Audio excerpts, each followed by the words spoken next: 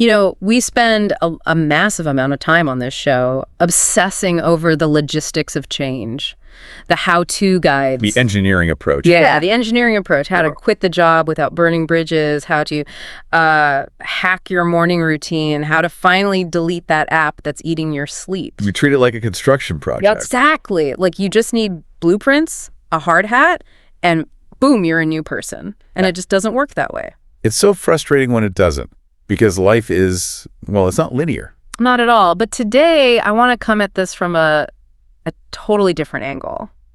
Have you ever thought that change isn't just something you do, but maybe a language that you speak? That's a fascinating pivot. Usually we think of language as just the tool to describe what happened after the fact. Right. You change, and then you tell people about it. But the research, and definitely the source we're looking at today, it suggests the opposite. The specific words, the grammar, even the tenses we choose. They don't just describe the change. They actually structure how our brains experience it. And that is the premise we are unpacking today. And to do it, we've got a really unique source on the table. Yeah. It's a script from the Learning English podcast with two hosts, Emma and John. Now, I know what you're thinking. I can feel our listeners rolling their eyes. Why on earth are we analyzing an ESL vocabulary lesson? You've got to stick with us on this one. Because on the surface, it sounds low stakes. They frame it as, a C2, an advanced level discussion. But if you actually listen to what they're doing, they're not just teaching definitions.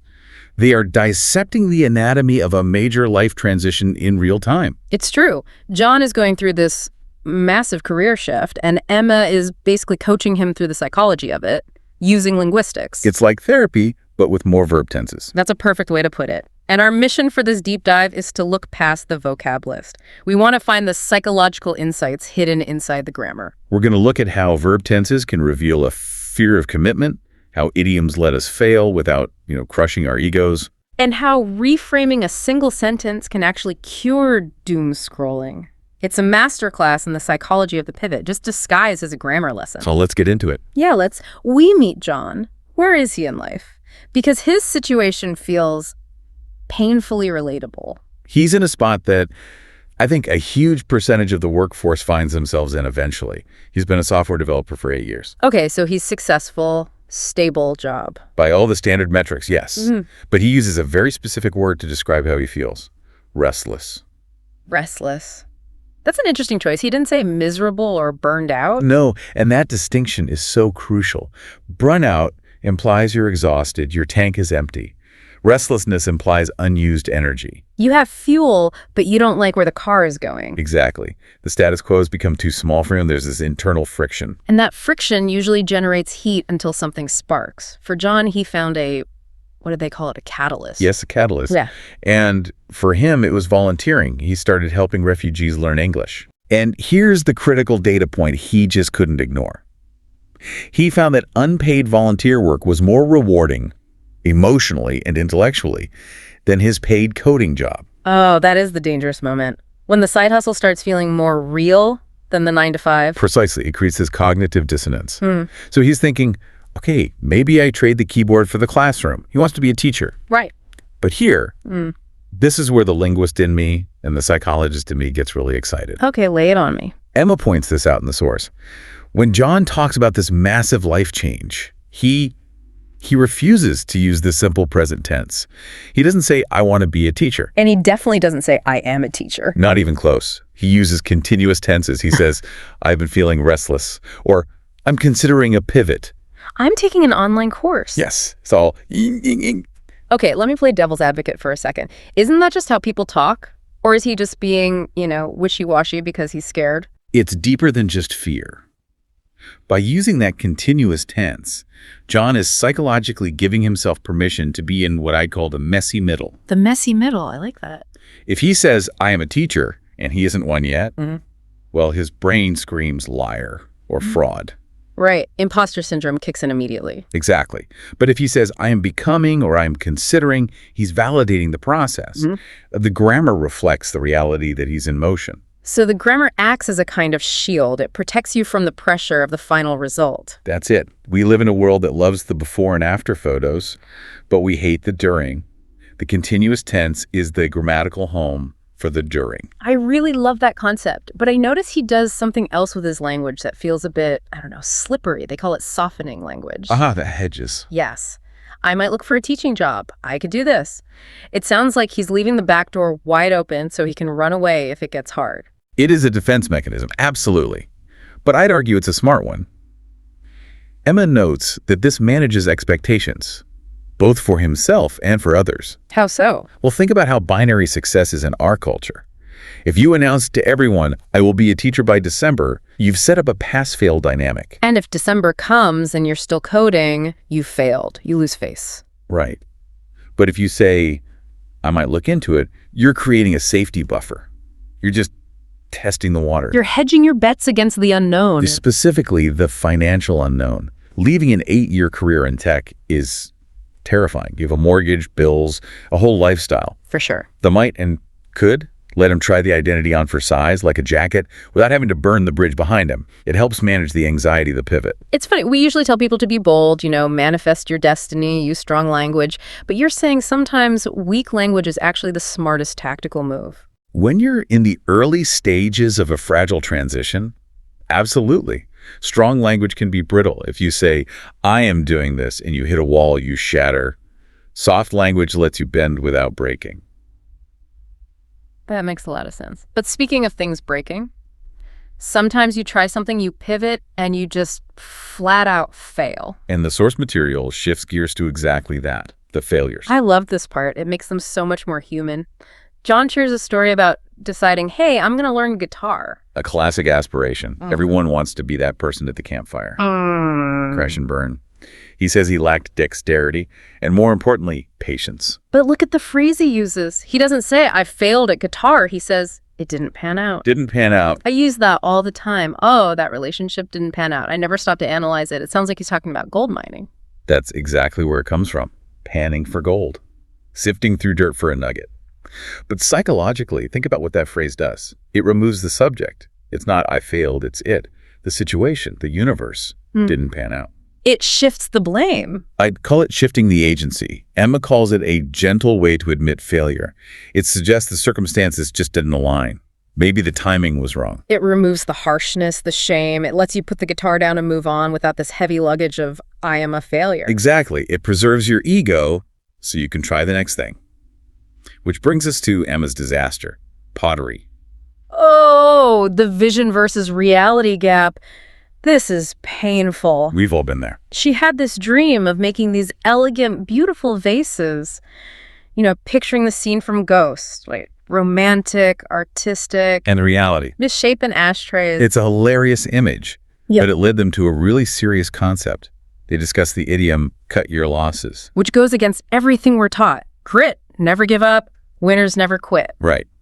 But in economics, there's this trap called the sunk cost fallacy. We keep doing something just because we've already spent time or money on it. Well, I've already paid for 10 pottery classes, so I have to finish them. Even though you hate every minute of it and the vases look like blobs. Exactly. Cut your losses is the linguistic antidote to that fallacy. It's a decision to stop throwing good resources after bad. So sometimes the most mature thing you can do is look at the misshapen ashtray and just say, I'm done. It's strategic quitting. Your time, your energy, they're finite. If you keep pouring them into the guitar you can't play, you aren't available for the thing you might be great at. So cutting your losses isn't losing. It's cleaning the slate. It's making space for the next win. Okay, so let's flip the script. We've talked about failing. What about when you are succeeding? Or at least you've got the job, but you feel like a total fraud. Imposter syndrome. John talks about his early corporate days. He felt like at any moment security was going to escort him out because he didn't belong. He hadn't earned it. This is so relatable. But his strategy here was interesting because it relies on another cliche that they actually redeem. Fake it till you make it. See, I've always been suspicious of that advice. It sounds like lying. It sounds inauthentic. I get that. But they frame it differently. They connect it to upskilling. How do those two connect? Think about the biology of confidence. If you wait until you feel 100% confident to do something hard, you will never do it. Right. Confidence is rarely a prerequisite for action. It's usually a result of action. So you have to do the thing before you feel like the person who can do the thing. Exactly. By acting confident, John wasn't lying. He was practicing. He was creating a self-fulfilling prophecy. He projected confidence, spoke up in meetings, made eye contact, and that probably made others treat him with respect. And when people treat you with respect, He started to feel competent. He bootstrapped his own psychology. He put on the costume until it became his skin. that's a powerful reframing. It turns faking it into a rehearsal. And speaking of reframing, we have to talk about digital well-being, because I think this is where the language discussion got really practical. Oh, absolutely. This touches everyone. John brings up doom scrolling. The act of endlessly scrolling through bad news at 2 a.m, we've all done it. It's a compulsion. John admits it was ruining his mood. But he didn't just say, I need to stop. He introduced a new term, JOMO, The joy of missing out. the anti-FOMO. I love JOMO, but is it just a cute acronym, or is there something real there? The linguistics are vital. Think about how we usually phrase getting off your phone. We say, I'm going on a digital detox, or I'm restricting my screen time. It sounds like a punishment, like a diet. You're taking something away from yourself. Exactly. Restriction, detox, ban. These are words of deprivation. But JOMO frames it as a gain. You are gaining peace. You are gaining mental clarity. It turns disconnecting into a luxury product. Precisely. Emma makes a great point about how we verbalize these boundaries. She contrasts the negative frame, I'm banning phones, with the positive one, I'm prioritizing my peace of mind. It sounds so much better. But here's the rub. How do you say that to other people without sounding like a jerk? If I ignore your text for 4 hours because I'm prioritizing my peace, you might just think I'm ignoring you. This is where they get into the mechanics of conflict resolution. They talk about I statements versus you statements. Walk us through that. Okay, so imagine you say to your friend, you are annoying me with all these messages. Ouch. Yeah, fight started. Immediately. Right, you've attacked the other person, you've put them on the defensive. But if you say, I feel overwhelmed right now, so I'm taking a break from my phone, who can argue with that? You can't really argue with someone's feeling. Exactly, you are owning your feeling, I feel overwhelmed, not accusing their action. It protects the relationship while still protecting your sanity. It's such a simple switch, but we go straight to, you are doing this to me. It connects back to the theme of the whole discussion, agency. Whether it's I'm prioritizing peace or I've been considering a career change, the language puts you in the driver's seat. I want to zoom out a bit. We've been very micro words, phrases, but John brings up travel and a friend who moved to Italy. Ah, yes, the classic, when in Rome, do as the Romans do. Which usually just means eat more pasta. Usually. But here, they were talking about the shock. The culture shock. John's friend faced a genuine crisis. He came from this high-pressure, high-speed corporate world, probably a city like London or New York. Right. He lands in Italy, and suddenly, the culture is slower. It's relationship-focused. Lunch takes 2 hours. Shops close in the afternoon. And for a type A person, that is torture, not relaxing. It's anxiety-inducing. He probably felt like he was wasting time. And that's where the real change happens. Adapting to that new rhythm is a profound form of rewiring. It forces you to question your default settings. Why do I rush? Why do I value productivity over connection? So doing as the Romans do isn't just mimicry. It's surrendering to a different flow of time. It's adaptation. And that's just another word for learning. And that ties everything together, I think. Whether you're moving to Italy, switching from coding to teaching, or just trying to stop scrolling at 2 a.m., what's the common thread? It comes down to consistency and patience with yourself. Emma mentions that, right, about language learning. She does. She says if you are learning a language or doing any of these life changes, you are literally, physically rewiring your brain. That's the biological reality. And neural pathways don't change overnight. No. That's why the messy middle feels so bad. The wiring isn't done yet. You're torn between the old way and the new way. Right. So John mentions the importance of celebrating small wins. And keeping that mindset of progress, not perfection. If you focus on the giant gap between the restless software developer and the confident teacher, you'll get discouraged and quit. Because the gap just looks impossible. It's huge.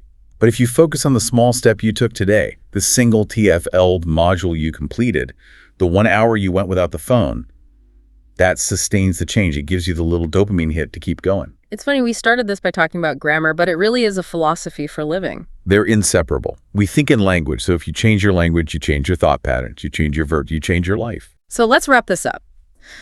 We've gone from the restlessness of a career ret to the JOMO of putting the phone down. We've learned to cut our losses and fake it till we make it.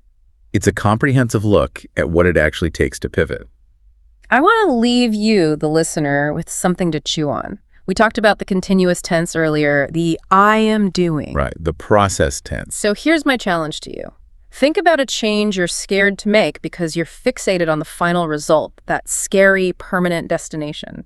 You're worried about being a writer or being a runner. You're fixated on the noun at the end of the sentence. Exactly. What if you stop thinking about the noun and just focus on the verb? Don't worry about being a runner, just focus on running. Don't worry about being a writer, just focus on writing. Because the ing is where life actually happens. The destination is just a fleeting moment, the process. That's your life. Live in the continuous tense for a while and see how it feels. Thanks for diving deep with us today. It's been a pleasure. We'll catch you on the next one. Have you ever had that feeling? You know what I'm talking about. It's like 3 o'clock on a Tuesday. Oh, I know this feeling.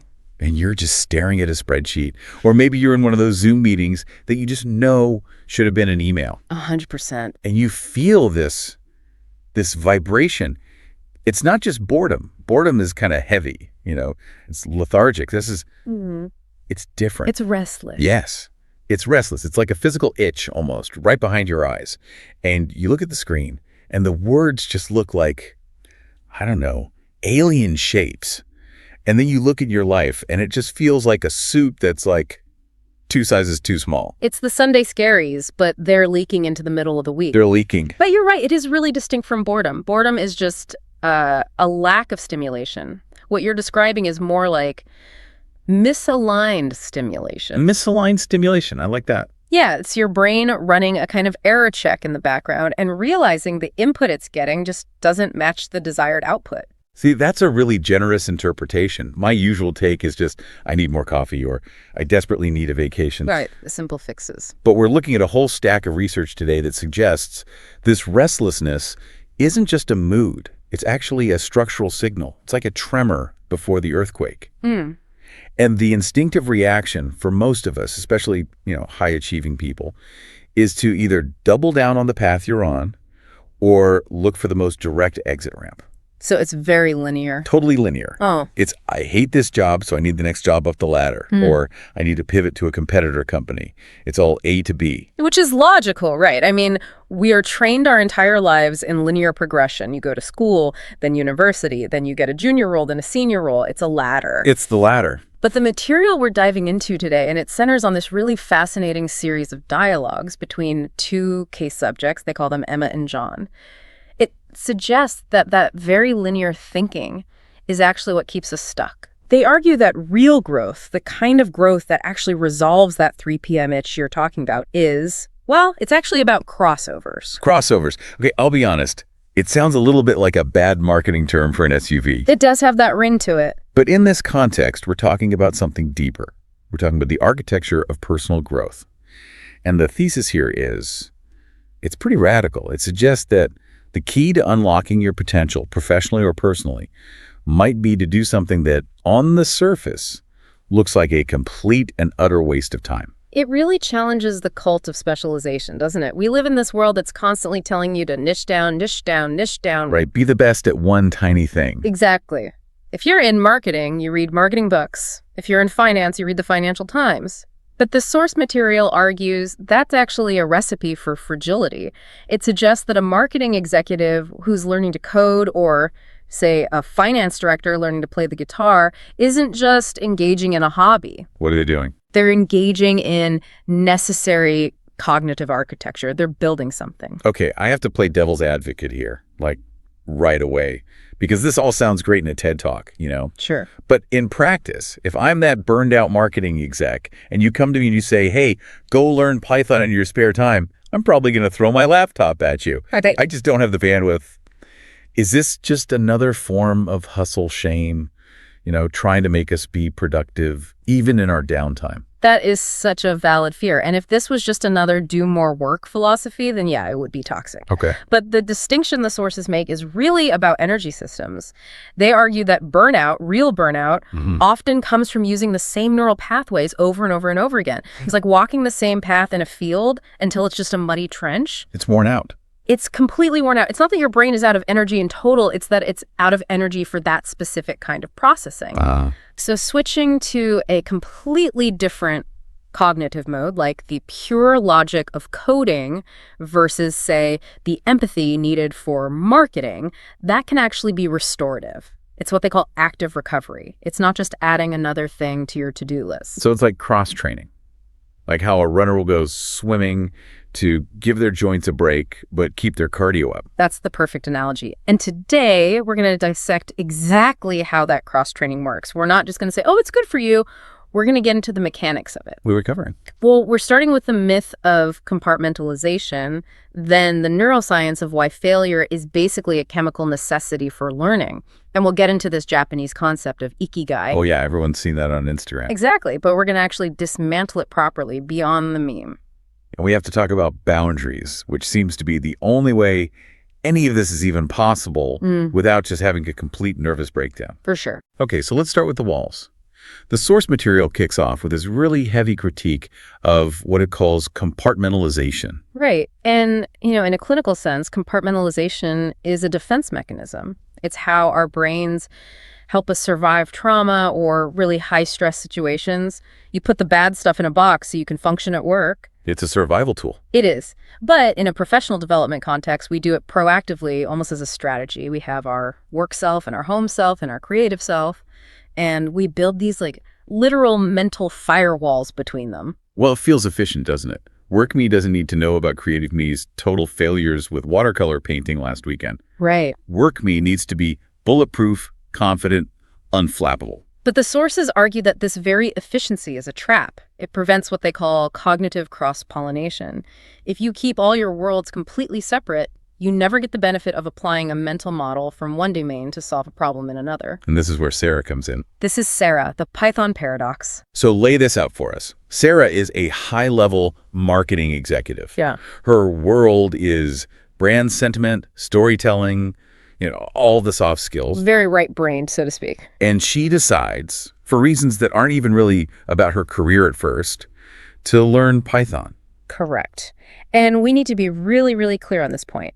She isn't trying to become a developer. She has zero intention of quitting her job to go build an app and get rich. It's not a career pivot. Not at all. She's just curious. But this is where the wiki summary version of this story misses the entire point. It's not just that she learned some code.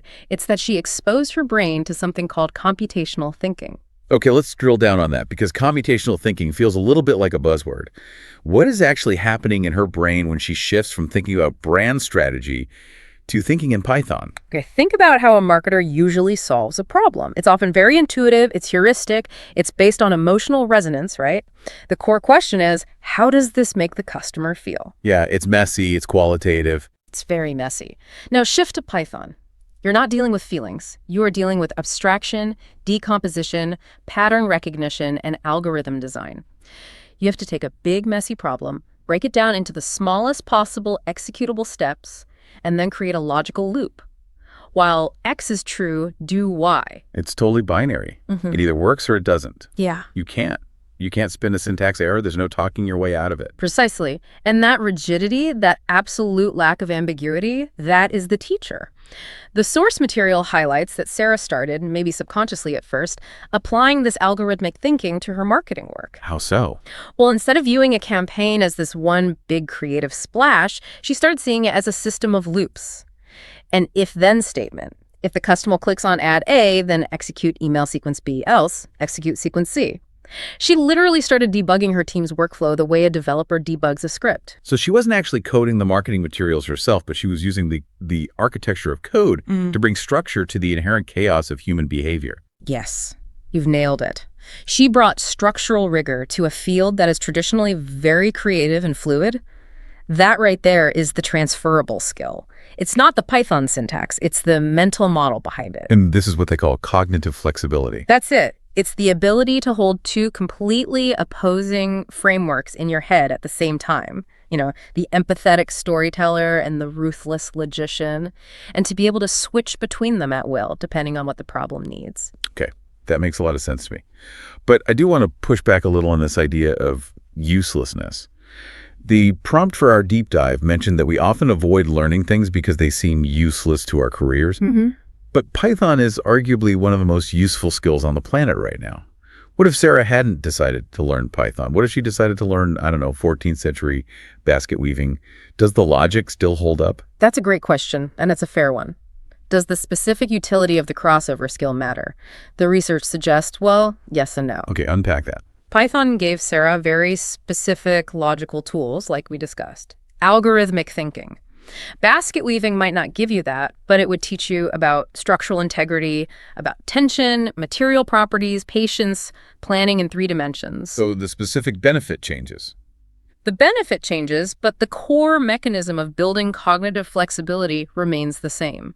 In either case, you are forcing your brain to operate under a completely new set of rules and constraints. You're carving a new path in that field. Okay, so let's take another example. If I'm an accountant and I spend my entire day in the rigid world of rows and columns and spreadsheets, and I decide to take up improv comedy on the weekends. Perfect example. You are training your brain to handle stochasticity, to handle randomness and unpredictability. You're building your adaptability muscle from the ground up. So what happens when I go back to my spreadsheet on Monday? When you go back to that spreadsheet and something doesn't add up, instead of panicking because the rigid structure you rely on has broken, you now have a kind of muscle memory for rolling with the punches. You can improvise a solution. You literally become a more resilient accountant because you spend your weekends being a mediocre improv comic. A resilient accountant because you're a mediocre improv comic. I think I want that on a t-shirt. We should make that merch.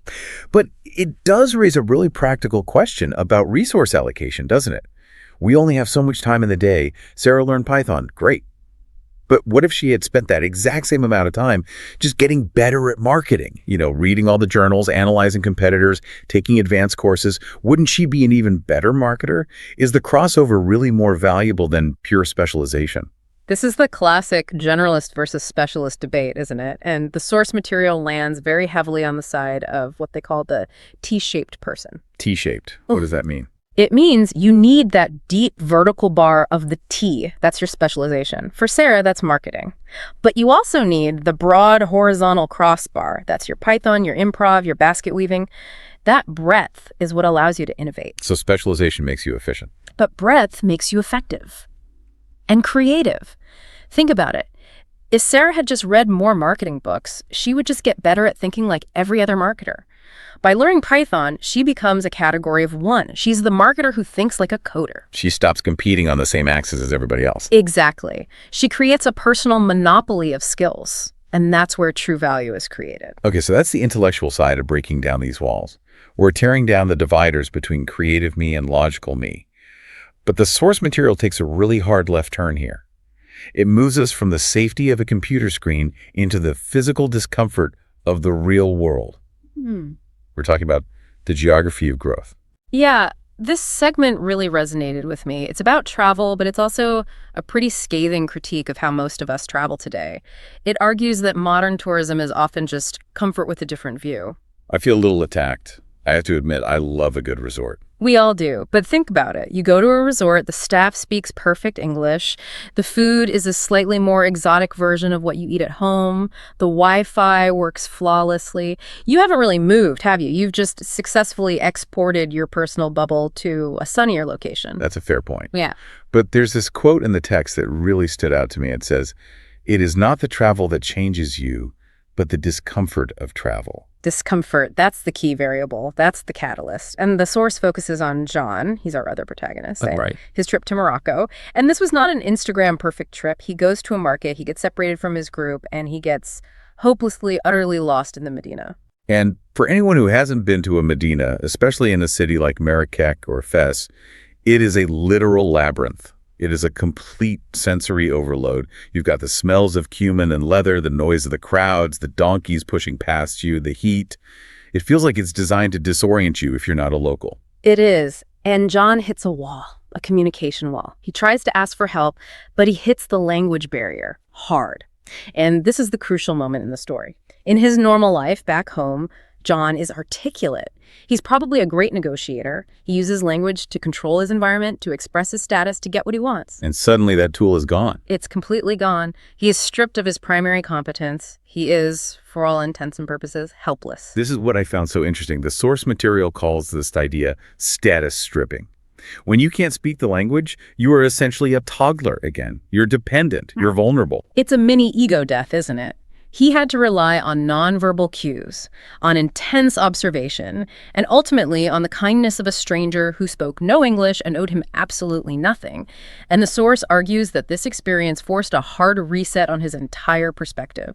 When you are stripped of your executive identity, who are you really? It sounds terrifying, to be honest. It is. But it's the aftermath that the text really focuses on. It talks about something called reverse culture shock. I always thought that just meant, you miss the food from your vacation or the good weather. But they frame it as something much deeper, almost ontological. It is ontological. It's a shock to your fundamental nature of being. You come home, you walk into your apartment, you see your couch, your TV, your stack of mail on the counter. And for years, those things have just felt like reality with a capital R. They felt inevitable, permanent. The default setting. The default setting. But after being lost in the Medina, after viscerally realizing that millions of people live completely different lives with completely different values and objects and routines, you look at your own couch and you realize this is just a prop. This entire life is just one possible set design. It breaks the trance. It makes the familiar look strange. That's the perfect way to put it. Sociologists call it defamiliarization. And it is a potent, potent drug for growth because it completely destroys the assumption that your current routine is the only way to live. You realize your normal is actually just an arbitrary collection of habits you've picked up along the way. And once you realize it's arbitrary, you realize it's changeable. But that's the danger too, right? That's where that restlessness we talked about at the very beginning really comes from. Once you see the set design, you can't unsee it. You start questioning everything. Why do I work these hours? Why do I wear these clothes? Why am I even friends with these people? It absolutely opens Pandora's box. But the source argues that this specific type of destabilization is the necessary prerequisite for finding a deeper purpose. You cannot find your true purpose if you are blindly accepting the default settings of your life. You have to crash the operating system before you can install a new one. Which brings us perfectly to the installation phase, segment 3. The search for purpose. Or, to use the term that the sources rely on so heavily, ikigai. Ikigai. Yeah, it's become a bit of a cliche on LinkedIn, hasn't it? That pretty 4-circle Venn diagram. It has, absolutely. Yeah. But I want us to treat it seriously here because the dialogue between Emma and John in the source is actually quite nuanced.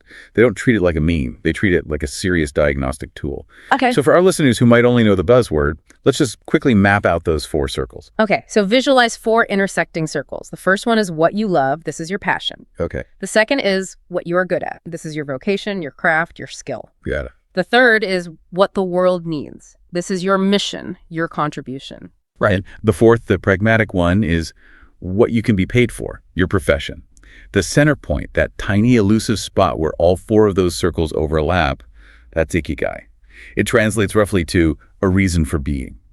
And the problem, as the text points out so clearly, is that modern life is really, really good at handing us 2 of those circles and then convincing us to ignore the other 2. Exactly. Most of us, if we're lucky, get stuck in the intersection of what you are good at and what you can be paid for. That's the profession sector. And that's exactly where John was before his trip to Morocco. He was in finance. The classic scenario. He was good at spreadsheets, and the market pays very, very handsomely for people who are good at spreadsheets. But he was miserable. Mm-hmm. He describes it as living in golden handcuffs. The extrinsic rewards, the money, the status, the nice apartment were all very high. But the intrinsic rewards, that feeling of meaning, the simple joy of the activity itself, were at absolute zero. He was starving in the what you love and what the world needs categories. So he pivots. He decides to move towards teaching English. Which, on the surface, sounds very noble. He's chasing those other 2 circles. But I have to be the skeptic here again. This feels like a very privileged conversation. Oh, just quit your high-paying finance job and go teach. Most people have mortgages, kids, responsibilities. Most people can't just decide to maximize for soul. And to their credit, the sources don't shy away from this friction at all. They really dig into the trade-off. When John moves to teaching, he gains that intrinsic alignment. He feels useful. He connects with people. He's making a difference. But he takes a massive, massive hit on the extrinsic side. The what you can be paid for circle shrinks dramatically for him. So the lesson isn't quit your job and you'll be happy. It's that ikigai is an unstable element. It's incredibly hard to maintain that perfect balance. It's a dynamic equilibrium. I think that's the real key takeaway. It's not a destination. You rarely land in the center and just stay there forever. Life is constantly pulling you out of balance. It's more of a negotiation. It's a constant negotiation. Maybe for 5 years, you have to focus on the paid-for circle to build a safety net. Then you leverage that safety net to move toward the love circle for a while. It's a game of hopscotch between the circles, not a static position you achieve. The sources also mentioned that John's struggle wasn't just financial. He really struggled emotionally with the pivot because he wasn't immediately good at teaching. He went from being a top-tier finance expert to a complete novice teacher. And that's the drop in competence. That kills people's motivation. We are addicted to being competent. It feels safe. It feels good for the ego. To willingly become a beginner again it's physically painful for the ego. Which leads us directly into the biology of that pain. This is segment 4, the neuroscience of improvement. And the source material gets surprisingly technical here, which I really appreciated. It moves away from the usual self-help advice of just keep trying and gets into, okay, here's what is actually happening to your myelin sheaths. Yes. They're tackling the whole growth mindset idea, but through a neurochemical lens. They focus on neuroplasticity, which is, the brain's ability to literally rewire itself based on experience. But the big headline here, the thing that changes everything, is that neuroplasticity is not free. It requires a very specific chemical state in the brain to be triggered. And that state is? Don't tell me it's frustration. It's frustration, Yeah. agitation, struggle. Of course it is. I know. This is the part that just blew my mind the first time I really read deeply on this topic. We tend to think that learning is happening when we're in the flow, right? When things are clicking and feeling good. Yeah, when it's easy. But biologically, when things are clicking and easy, you are just executing on existing neural pathways. You're just driving down a road that is already paved. You're not building anything new. You're just accessing a memory. You're not creating one. Exactly. To build a new pathway, to actually learn something, you need to fail. Specifically, you need to try to do something, fail at it, and feel that spike of agitation. That, why can't I get this feeling? I know that feeling well. We all do. That feeling of agitation is actually the release of epinephrine, which is adrenaline, and acetylcholine in the brain.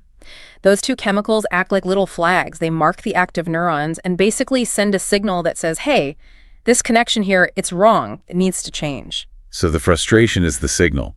It's the construction crew showing up on site. It's the save button for learning. Without that specific chemical cocktail of frustration, the brain doesn't actually know what to rewire. The source uses the perfect example of John trying to learn the guitar. He hits the classic guitar plateau. His fingers won't coordinate for a new chord. He's angry. He's ready to quit. And his teacher tells him to, quote, embrace the mistake. Which sounds like a nice bumper sticker, but based on the science, it's actually a direct prescription for neurogenesis. It's biological instructions. If he stops the moment he gets frustrated, he completely wastes the chemical signal. He has to push through the agitation for a little while. And then, and this part is critical, he needs to rest. The actual rewiring, the building of the new road, happens during deep sleep or periods of intense rest, not during the practice itself. So the formula is struggle intensely, which releases the agitation chemicals, and then sleep, which allows the brain to actually do the rewiring. That's the loop. But we live in a culture that treats frustration as a sign of, I'm not good at this. So we quit at the exact moment the brain was primed to learn. We mistake the growing pains for a stop sign. We think, oh, I'm frustrated, so this must not be my ikigai. Right. If it was meant to be, it would feel easy. And that is a fundamental lie about how growth works. If it feels easy, you aren't growing, you're just coasting. I love the example they bring in of Thomas Edison. We've all heard the quote, I haven't failed, I just found 10,000 ways that won't work. But the source frames it as a process of data acquisition. It reframes failure from being a verdict on your identity, I'm a failure, to just being a data point. This approach failed. It completely depersonalizes the error. When Sarah's Python code broke, she didn't cry and think she was a bad person. She looked at the error log for information. We need to learn to look at our lives more like an error log. But that requires a level of emotional thickness to your skin that most of us just don't have, especially if we have to do our failing in public. Sarah's code errors were private, on her screen. John's guitar errors were in his bedroom. But Emma decides to tackle public speaking. The ultimate vulnerability. Which brings us to segment 5. This is really where the rubber meets the road socially, I think. Learning in private is one thing. Being a beginner, being clumsy in public is a universal nightmare. So Emma joins a speaking club, and she is paralyzed. She has this idea that she needs to be TED Talk perfect right out of the gate. It's the performance trap. We assume that to be listened to be seen as credible, we must project this aura of invulnerability. We have to be the expert. No ums, no ahs, no shaky hands. But she finds out pretty quickly that the opposite is true. She stumbles. During one of her first speeches, she messes up, gets flustered, and shares a quick, self-deprecating story about a failure. And what happens? The entire room leans in. This is a known psychological phenomenon called the pratfall effect. The pratfall effect. Yeah. Studies show that competent people become more likable, more influential after they make a small mistake. It humanizes them. Why does that work? Is it just Schadenfreude? Do we just like seeing successful people mess up a little bit? That might be a tiny part of it, but the main driver is relief. When a speaker is too perfect, too polished, it creates distance. It creates an unspoken hierarchy. I am up here, perfect and polished. You are down there in the audience, flawed. And that can trigger a defensive response in people. It makes you feel judged. It does. But when the speaker reveals a flaw, what the text calls strategic vulnerability, it signals safety. It sends the message, I'm just like you. I struggle too. So it activates our empathy circuits instead of our judgment circuits. Beautifully put. And the source connects this directly to storytelling. They call storytelling a superpower. But specifically, stories of struggle. Nobody cares about the story where you succeeded immediately. I woke up, I was awesome, I won, the end, it's boring. Right, no one wants to hear that. We crave the struggle narrative because that mirrors our own internal experience of life. Life is a struggle. So the practical application here is if you're interviewing for a job or you're trying to pitch a new client or, as the text suggests, you're just trying to connect with someone in a cafe in Italy, you shouldn't just lead with your highlight reel. You should maybe lead with your learning curve. Within reason, of course. You don't want to signal total incompetence. But showing the process of how you overcame a struggle is far more compelling than just presenting the final trophy. It shows resilience, and resilience is a much higher value trait than simple raw talent. Okay, we are nearing the end of this whole architecture. We've built quite a structure here. We've covered the mind with learning and logic, the soul with ikigai, the brain with neuroplasticity, the heart with vulnerability. But there seems to be one final piece, a protective wall around this entire castle, and that's segment 6, the architecture of boundaries. This is the practical capstone on the whole thing, because you can have all these wonderful goals, learn Python, travel the world, find your ikigai, but if you don't have assertiveness, other people's priorities will eat your time alive. The people pleaser syndrome. The case studies show that John suffers from this heavily. He agrees to deadlines he knows he can't possibly meet. He says yes to meetings that he knows will just drain him. And let's look at the why behind that for a second. Why do we do that? It's often what's called a fawning response. It's actually a primal trauma response, like fight or flight. We try to appease others to stay safe. If I say yes to you, you won't be mad at me, you won't fire me, you won't abandon me. It comes from a place of fear. Deep fear. Yeah. But the text argues something that really, it hit me hard. It argues that this constant niceness is actually a lack of integrity. How is being nice a lack of integrity? That's a huge reframe. It is, but think it through. When you say yes to a deadline that you know in your gut you can't hit, you are lying. You are lying about reality. And when you inevitably miss that deadline, or you deliver sloppy work because you are rushing, you have broken your word. You've damaged your reputation. So the truly nice thing to do, the confusingly, paradoxically nice thing, is to say no. A clear, respectful no is a kindness. It's a kindness to the other person because it sets realistic expectations. And it's a kindness to yourself because it protects the quality of the work you do commit to. The expert analysis in the text reframes boundaries not as walls to keep people out, but as fences to keep your quality of work in. It's the simple economics of opportunity cost, isn't it? Every yes to a coffee chat you don't really want to have is a no to that hour of Python practice or that guitar lesson you were planning. Exactly. You are spending your life's currency, which is your time and attention. If you let other people write the checks in your account, you will eventually go bankrupt.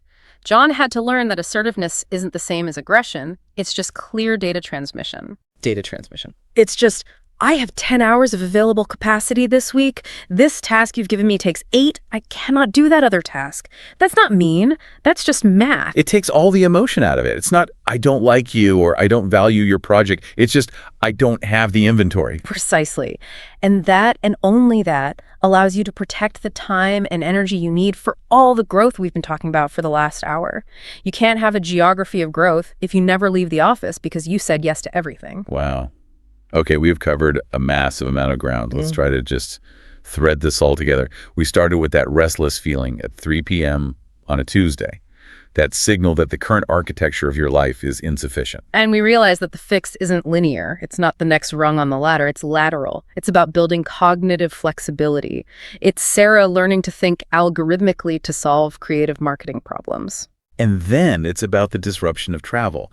It's getting hopelessly lost in a market in Morocco, to have that shocking realization that your normal is just one of a million possible constructs. Which then clears the ground for the messy, difficult, ongoing search for ikigai. That dynamic negotiation between your passion, your skill, what the world needs, and what can pay the bills.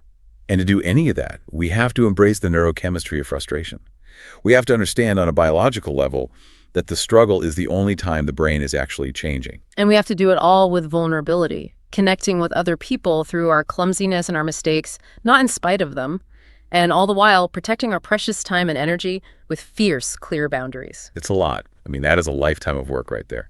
But the source material leaves us with this really beautiful, simple idea of the beginner's mind, the willingness to just be clumsy again. The clumsy phase. The source says that's where the magic is. And it's so true. It's where you are most alive. When you're an expert at something, you're mostly on autopilot. When you're a beginner, every single neuron in your brain is firing, trying to figure it out. I want to end with a visualization, if that's okay. It's something that builds on that reverse culture shock idea. Yeah. And it's been kind of rattling around in my head since we started this recording. Go for it. Okay, so I want you, the listener, to imagine right now that you are a total stranger who has just been dropped into your body, like in a sci-fi movie. You just beamed in. Yeah. You're in your chair. You have your current job, your current relationships, your current schedule on the calendar. You are looking at your own life for the very first time. A fresh audit. No history, no baggage. Exactly. What do you see? Do you see a life that looks like it was built with intention? Do you see ikigai? Or do you see a life that just accumulated like dust on a shelf? A life built by habit and by saying yes to things you didn't really want to do? That is a haunting question. And if you see the latter, if you see the dust, what is the one useless thing you could start doing tomorrow? Yeah. Not to get a promotion, not to make money, but just to shock the system. What is your Python? What is your Morocco? Start there. Start with the useless thing. Thank you so much for going deep with us on this. It's always a pleasure. We'll see you in the next one. Welcome back to the Deep Dive. It is genuinely good to have you here with us today. We're doing something a little different. We are. We're shifting gears. Yeah. Usually, when we sit down at these microphones, we're staring at this huge stack of white papers on AI. Or we're wading through these incredibly dense geopolitical strategy documents. Exactly. Or maybe we're dissecting the history of the Industrial Revolution. We usually go macro. We're looking at the world from, 30,000 feet? Right. But today we're going micro. Way micro. We really are. And honestly, for me, it is such a refreshing change of pace. We aren't looking at the fate of nations or the future of the global economy today. Right. We are looking at the fate of a sourdough starter. And a gym membership. And a very confused attempt to order a coffee in Italian. We are. But it's not just about the bread. Oh, no. Or the coffee, for that matter. No, it's never just about the bread. So we're looking at a very specific source document today. It's actually a script. It's titled The Architecture of Adaptability, Habits and Growth Strategies. Right. And I have to be honest with you, on the surface, if you were just skimming this text without your deep dive glasses on, you might think you picked up the wrong file. It really reads like a casual conversation. It does. It reads like a catch-up between two friends, Emma and John. They're just talking. They're talking about how sore they are from the gym, about trying to learn Italian for a vacation. About kitchen disasters during the lockdown. It feels very mundane at first glance. It's, the kind of conversation you'd overhear in a coffee shop and not think twice about. It feels incredibly ordinary. Exactly. But, and this is why we're here, and this is why I'm so excited about this specific dive, when you actually stop and look at what they are saying and how they are analyzing their own lives, you realize there is something much, much bigger happening just beneath the surface. This isn't just chit-chat. It's a case study. It is a forensic analysis of how human beings actually change. That's the key word, isn't it? Change. Or maybe more specifically, adaptability. We talk about adaptability a lot in business contexts. Companies need to pivot. Markets need to correct. Supply chains need to be agile, all those words. Those buzzwords, exactly. But we rarely apply that same level of rigorous structural analysis to our personal lives. We tend to think of our own growth as this vague, willpower-based struggle. Yeah. I just need to try harder. Right. I just need more discipline. But this source material, this conversation between Emma and John, it breaks it down into mechanics. It treats personal growth almost like it's engineering. Yeah. Like there are actual levers and pulleys involved. It does. It suggests that adaptability isn't just like a character trait you're born with, like having blue eyes or being tall. It's a skill. Something you can build. It's a system you can build. It's an architecture. So that is our mission for this deep dive. We are going to take this seemingly simple conversation and we are going to extract the universal lessons that are sort of buried inside it.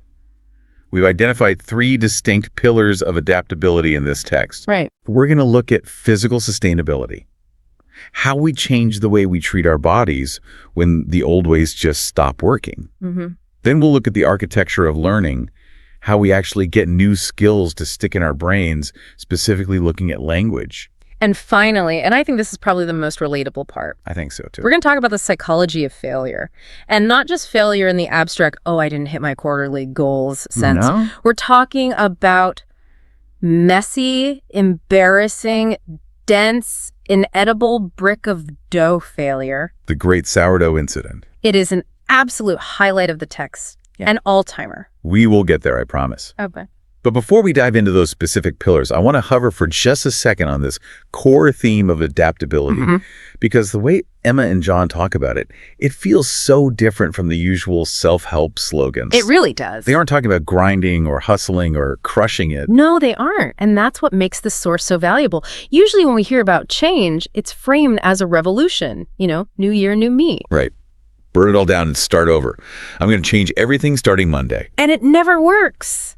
Yeah. But the source material introduces a much more nuanced and honestly a much more forgiving concept. They talk about calibration. Calibration. Let's really unpack that word. Yes. That word is the anchor for this entire discussion. Think about what it means to calibrate something. You calibrate a telescope. You calibrate a sensitive scale. A precision instrument. A precision instrument, exactly. And it implies that the instrument is basically sound. It works. But it needs adjustment to be accurate. It needs fine-tuning to align with reality. So if we apply that to our own lives, calibration suggests that we aren't fundamentally broken. We don't need to be fixed or replaced. No. We just need to be adjusted. Precisely. It shifts the entire mindset from, I am flawed and I need to be replaced, to something more like, my settings are slightly off for my current environment and I just need to dial them in. That feels so much more manageable. It's a much more sustainable way to view growth. It moves us away from these short-term fixes, which usually fail because they are way too radical and toward long-term lifestyle changes. Right. And what I really love about this script is that it finds this thread of adaptability running through completely unrelated areas of life.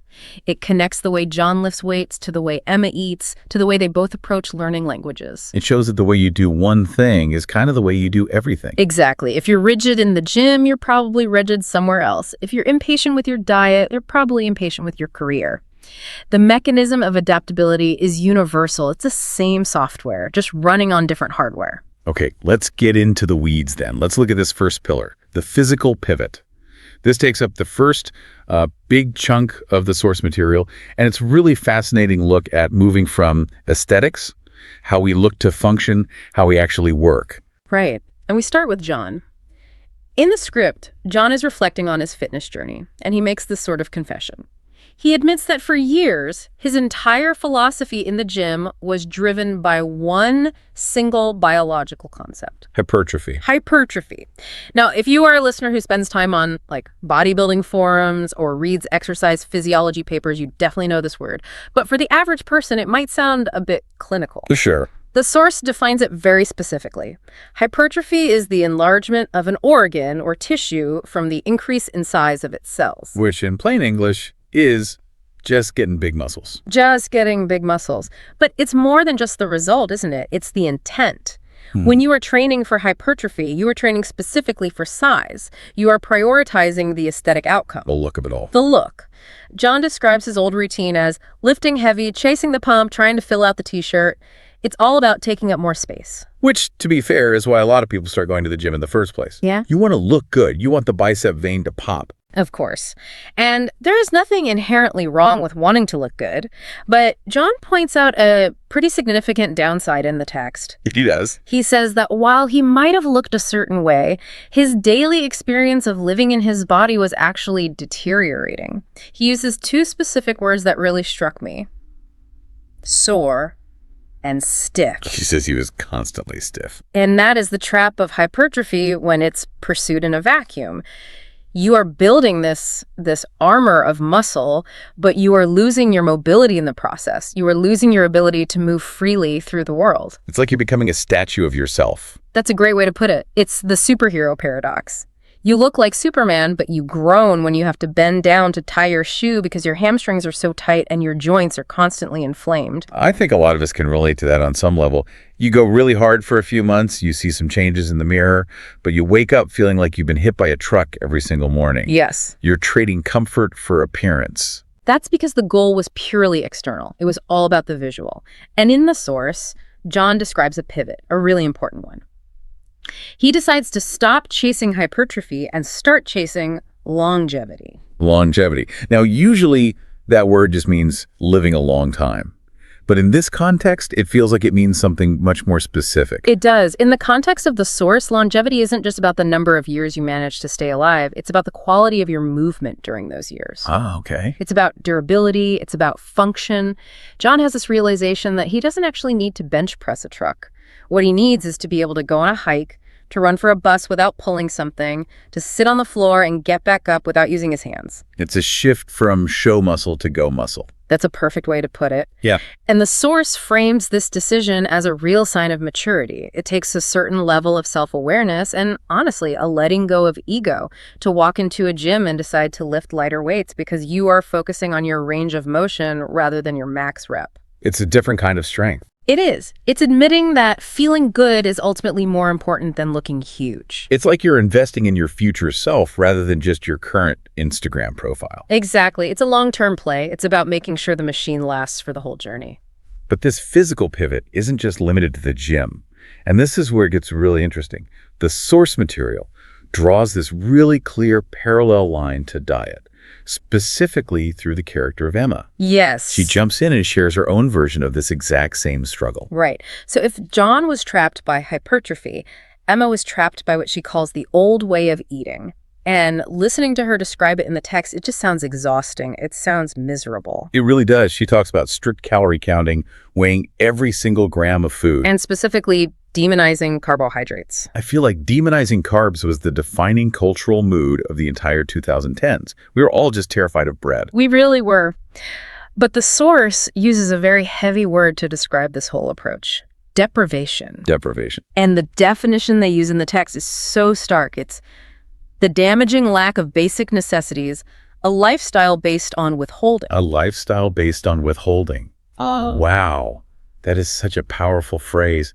It frames the act of eating not as nourishment, but as a battle. It's you against your hunger. It's you against your own body. Which is a war you can't win. And that is why it is so unsustainable. The source makes the point that you cannot win a war against your own biology forever.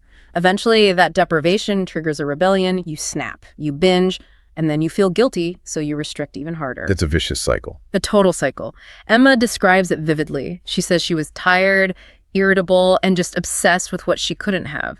She was winning the calorie game, but she was absolutely losing the life game. So just like John had to pivot from hypertrophy to longevity, Emma has to pivot from deprivation to what? She pivots to something she calls intuitive eating. But the mechanism, the how she does it, brings us right back to that anchor word we discussed at the start, calibration. Right. She says she had to calibrate her relationship with food. And let's remember the definition. The action of adjusting something to be used in an accurate or exact way.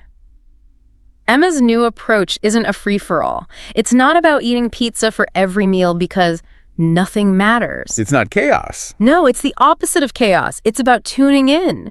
She talks about listening to her body's cues, eating when she's actually hungry, stopping when she's full, and crucially, not labeling foods as good or bad. That sounds so simple when you say it, but it's actually incredibly hard if you've spent years following a bunch of strict rules. It is hard because rules are easy to follow. They are black and white. Calibration requires nuance. It requires trust in yourself. Yeah. And Emma points out that calibration isn't a quick fix. A crash diet is a quick fix. Calibration is a permanent lifestyle adjustment.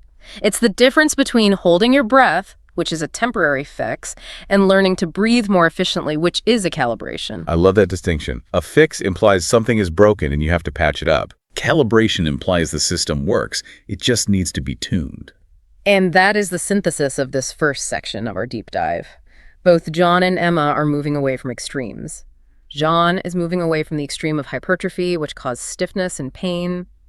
Emma is moving away from the extreme of deprivation, which caused mental and emotional exhaustion. They're both moving toward the middle, Toward balance. toward sustainability, They are finding the setting that allows them to keep going for the long haul. which ultimately is what adaptability is all about.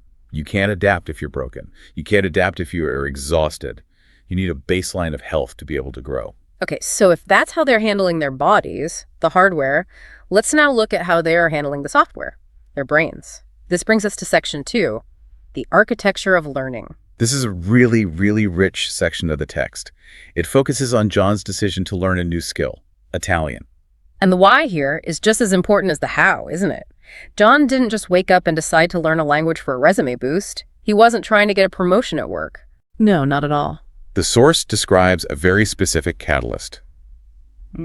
He was watching an old Fellini film, La Dolce Vita, perhaps. Yeah. Or maybe 8.5. Italian cinema, very classy. Very classy indeed. But look at how he describes the feeling. He says he felt a magnetic pull toward the language. That's such a powerful motivation. It's internal. It's emotional. It was completely emotional. It wasn't logical. It was visceral. Now, he does have a practical goal. He's planning a trip to Tuscany, but his desire goes so much deeper than just being able to ask for directions to the bathroom. He says something really interesting here. He says he wants to engage with the linguistic landscape. Yes, that phrase jumped right out at me too. Linguistic landscape. It sounds a bit academic, like something you'd read in a sociolinguistics textbook, but it's actually a really beautiful and accessible concept. And the source defines it for us, right? It does. It refers to the visibility and salience of languages on public and commercial signs. Basically, it is the entire world of words that surrounds you when you are in a specific place. So, okay, if I'm picturing it, it's like walking down a street in Florence. Exactly. Close your eyes and picture it. You are walking down a cobblestone street in Florence. There are street signs in Italian. There are shop names above the doors. There are advertisements for espresso plastered on the walls. Menus written in chalk in the windows. Graffiti tags. Oh, yeah. The whole visual field. That is the linguistic landscape. If you don't know the language, all of that is it's just visual noise. It's decoration. Right. It's just shapes. It's texture. Yeah. But it doesn't mean anything to you. John wants to convert that noise into signal. He wants to be able to read the world that he's walking through. He says it explicitly. He doesn't want to rely on Google Translate to navigate his trip. He wants immersion. He wants that direct connection between his brain and the environment. He wants to feel like he is in Italy, not just floating through Italy in some kind of bubble of English. That is a really high bar. That's not just memorizing a few phrases like una birra per favor.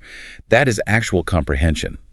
So how does he plan to get there? Because the source material reveals that John has a history of, of failing at this kind of thing. The infamous guitar phase. We have all been there. The dusty guitar in the corner of the room that just stares at you with judgment. Total judgment. And John admits that his attempt to learn guitar ended disastrously. And the reason he gives is that he tried to go the autodidact route. Let's pause on that word, autodidact. It's a Greek term. The source defines it simply as a self-taught person. Now, in our culture, we often romanticize the autodidact, don't we? We do. We love the story of the genius who sat in a library and taught themselves rocket science. Or the musician who just picked up a guitar and just felt the music. It sounds heroic. I did it my way. It appeals to our sense of individualism. It does. But the source highlights the trap of doing it alone. John says his guitar playing hit a wall because he had no one to correct him. He was just practicing his own mistakes. That's the real danger. You don't know what you don't know. Exactly. When you are an autodidact, you lack an external feedback loop. You might think you're playing a C chord perfectly, but maybe your finger placement is slightly off. And if no one is there to correct you, you burn that bad habit into your muscle memory, you practice the mistake 1,000 times, and then when you try to advance to a harder song, you can't because your entire foundation is flawed. So he's learned from that failure. He has. John realizes that to learn Italian, which is this incredibly complex system of grammar, pronunciation, and nuance, he cannot do it in a vacuum. So he pivots. He mentions finding a tutor or a language partner. He introduces accountability into the system. He needs someone to hear him speak and say, no, John, that is absolutely not how you pronounce bruschetta. He needs the friction of correction. He needs the mirror. Yes. So John is all about structure and feedback. But then Emma comes in with a really interesting counterpoint. She offers some advice that is much less structured, but arguably just as important. She talks about passive learning. And this is where we get into two really cool technical concepts, osmosis and prosody. I love these terms. Let's start with osmosis. Osmosis. Okay, so if you remember your high school biology, it's about molecules moving through a membrane from an area of high concentration to low concentration. It happens naturally without any energy expenditure, but the source defines it metaphorically in the context of learning as the gradual or unconscious assimilation of ideas. So basically just soaking it up. Just soaking it up. Emma suggests listening to Italian music or keeping Italian talk radio on in the background while you're doing the dishes. You aren't sitting there with a notebook and a pen. You aren't studying in the traditional sense. You're just letting the language wash over you. You are creating an environment where the language is constantly present. And why does that actually work? I mean, if I don't understand the words, isn't just noise. If I listen to the news in Italian and I catch 0 words, am I actually learning anything? That is a great question, and it connects directly to the second concept, prosody. And this is where it gets into some fascinating neuroscience. Prosody. Prosody is the music of the language. The source defines it as the patterns of rhythm, sound, stress, and intonation. Every language has its own unique melody. Italian bounces. It has a lot of open vowels. German has a different cadence, a different, more percussive nature. French has a different flow entirely. So before you even know what the words mean, the semantics, your brain can start to learn the rhythm, the prosody. Correct. The source explains that this helps to map the brain. If you listen to Italian radio for 10 hours, even if you don't understand a single sentence, your brain starts to recognize the pattern. It learns where the voice goes up for a question. It learns where the emphasis falls. It makes the language sound less foreign to your subconscious. Exactly. You start to anticipate the sounds. Your brain gets used to the cadence. It's like humming the tune to a song before you learn the lyrics. That is the perfect analogy. If you know the tune, learning the lyrics is so much easier because you have a container to put them in. If you don't know the tune, the lyrics are just a random string of words that don't connect. That makes so much sense. It explains why babies learn languages so well. They hear the music for a whole year before they ever say a word. Precisely. So effective learning requires both of these things. It requires the active, structured feedback loop that John is looking for to get the mechanics right. The tutor. And it requires the passive, osmotic absorption of prosody that Emma suggests to get the feel right. You need the grammar book. But you also need the background noise. You need the teacher, but you also need the radio. That is the architecture of learning. It's a holistic approach. It attacks the problem from both the logical side and the sensory side of the brain.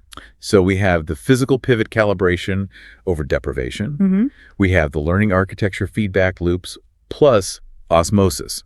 Now we have to talk about what happens when the experiment fails. As it will fail. It will. This brings us to section 3, the psychology of failure. And specifically, the anecdote that anchors this entire section, the Great Sourdough Incident. The sourdough incident. I think every single person has a version of this story from the lockdowns. It was a collective moment of culinary delusion. Oh, absolutely. But John's version in the text is particularly vivid. He describes the buildup. He didn't just buy some flour at the supermarket and hope for the best. No, he went all in. He went all in. He bought the Banneton baskets, the wicker ones. Yeah. He bought the specific razor blade for scoring the dough, the lame. He fed his starter at the exact same time every single day. He describes following the recipe with forensic precision. Forensic precision. That phrase implies he was treating it like a crime scene investigation. Yeah. He was exacting. He measured the water temperature to the degree. He did everything right according to the instructions. So he put in the work. He did. He had the expectation of this beautiful, crusty, airy loaf of bread that you see all over Pinterest. And yet, The result, the source describes it as a dense, inedible brick. an unmitigated disaster. I love that word choice so much. Unmitigated. It's such a strong word. The source defines it as absolute or unqualified. Usually we use it to describe something just terrible. It wasn't a partial disaster. It wasn't a minor setback. No, it was an unmitigated disaster. Total and complete failure. There was no redeeming quality to that loaf of bread. It was a doorstop. It was a weapon. You could have broken a window with it. But, and here's the twist, and this is the crucial part of the psychology.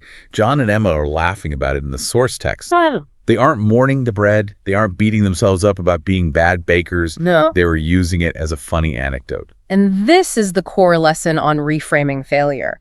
The source asserts that the willingness to fail, whether it's baking a brick or mispronouncing a word in Italian and looking foolish, is a prerequisite for growth. A prerequisite. Yeah.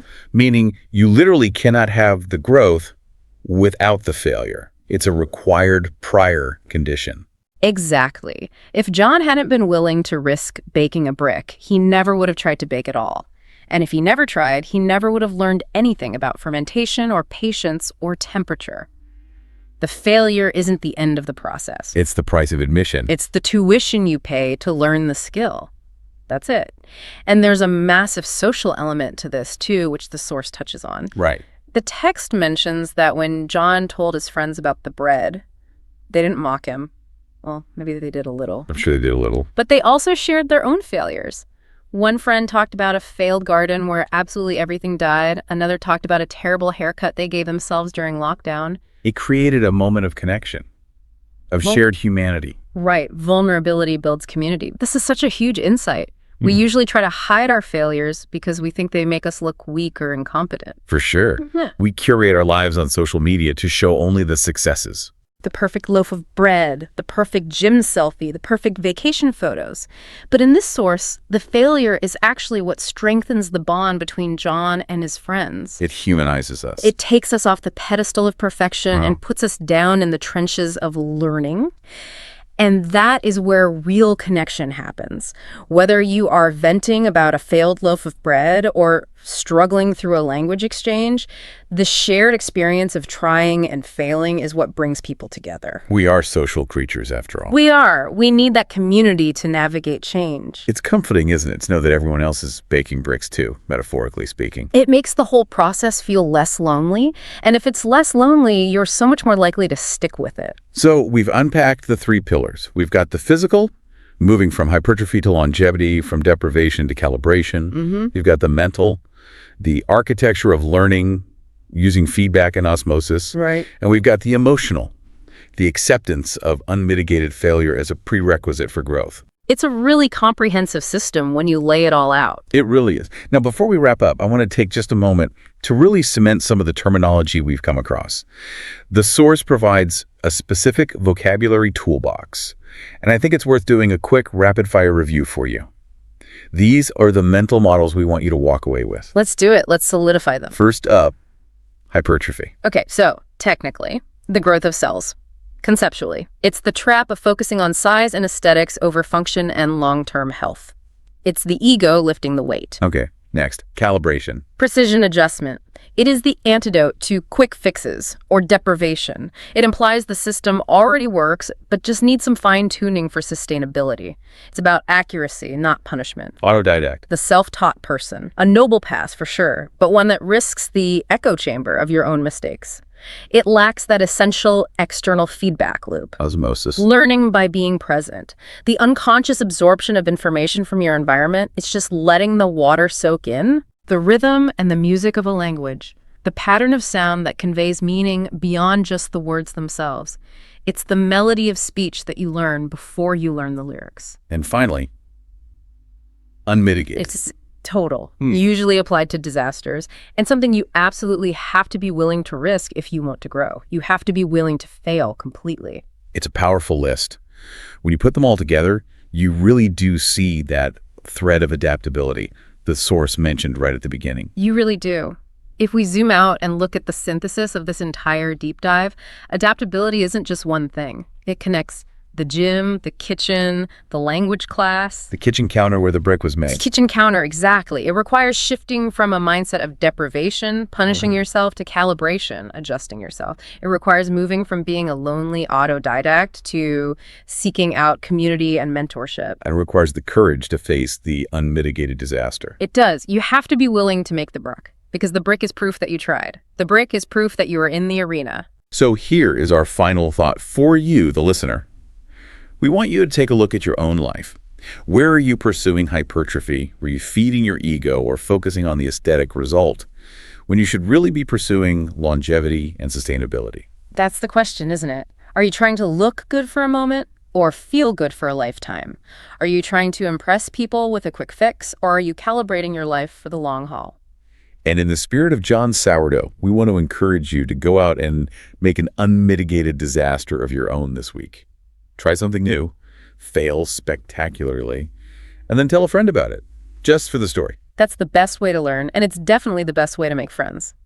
That's it for this deep dive. We hope you feel a little more informed, a little more calibrated, and maybe a little more ready to tackle whatever changes come your way. Thanks for listening. Goodbye, everyone. See you next time.